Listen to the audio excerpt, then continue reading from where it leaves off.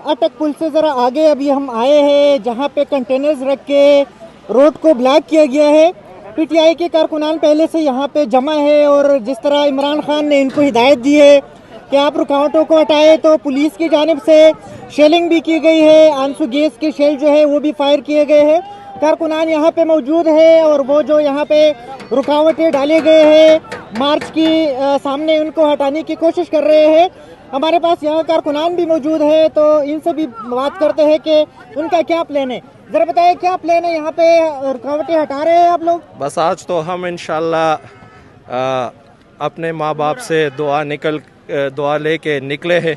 इंशाल्लाह जो ये इम्पोर्टेड हुकूमत है इसको हम गिरा के रहेंगे। आज हम इंशाल्लाह हकीकी आज़ादी लेके रहेंगे।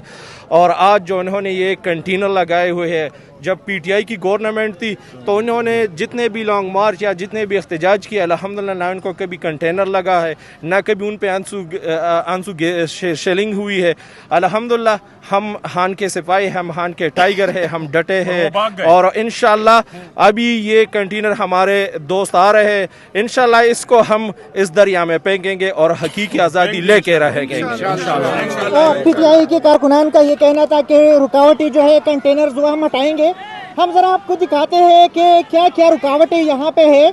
पहले तो जो स्टार्ट में लगाए गए हैं ये, और अगर आप उनको दिखा सके तो एक इस्लामाबाद से जो पिशावर की तरफ जो रास्ता जा रहे हैं वहाँ पे एक कंटेनर लगा है, लेकिन कंटेनर के साथ साथ यहाँ पे अगर हम आपको दिखा सके तो यहाँ